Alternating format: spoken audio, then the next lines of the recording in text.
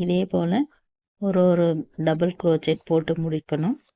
2 line double crochet போட்டு முடித்ததும் slip stitch போட்டு அடுத்த லைனு ஸ்டார்ட் பண்ணுறதுக்காக 3 செயின் ஸ்டிச் போட்டு முடித்ததும் இந்த 3 செயின் ஸ்டிச்சு ஒரு டபுள் க்ரோச்செட்டாக நம்ம கணக்கு எடுத்துட்டு அடுத்தது 18 டபுள் க்ரோச்செட் போட்டு முடிக்கணும்.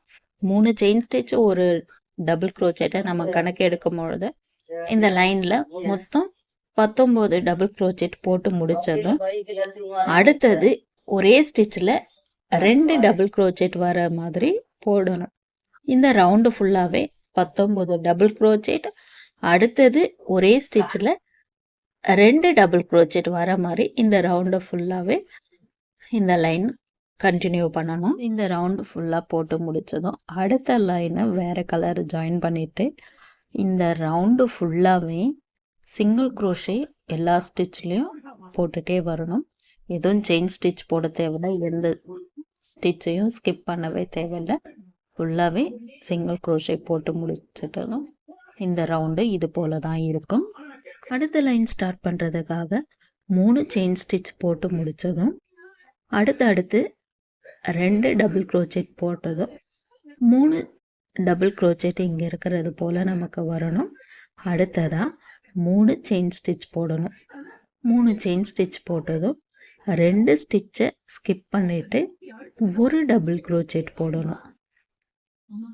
ஒரு டபுள் க்ரோச்செட் போட்டதும் 3 செயின் ஸ்டிச் போட்டுட்டு 2 ஸ்டிச்சை ஸ்கிப் பண்ணிவிட்டு 3 டபுள் க்ரோச்செட் மறுபடியும் போடணும்.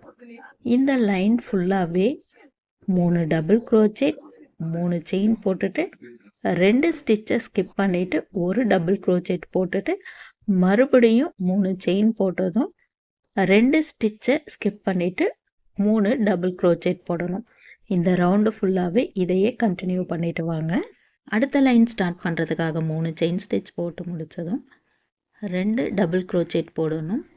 இந்த ஸ்டிச்சில் 3 டபுள் க்ரோச்செட் வர்றது போல் இருக்கும். அடுத்து 4 செயின் ஸ்டிச் போட்டு முடித்ததும் இங்கே இருக்கிற டபுள் க்ரோச்செட் ஸ்டிச் மேலேயே ஒரு சிங்கிள் க்ரோஷே போட்டு முடித்ததும் 4 செயின் ஸ்டிச் போடணும். 4 செயின் ஸ்டிச் போட்டு முடித்ததும் 3 டபுள் க்ரோச்செட் போடணும். இந்த லைன் ஃபுல்லாகவே 3 டபுள் க்ரோச்செட், 4 செயின், ஒரு single crochet, 4 chain, 3 double crochet. இந்த லைன் ஃபுல்லாகவே இது போல் தான் போட்டுட்டு வரணும். அடுத்த லைன் ஸ்டார்ட் பண்ணுறதுக்காக 3 செயின் ஸ்டிச் போட்டுட்டு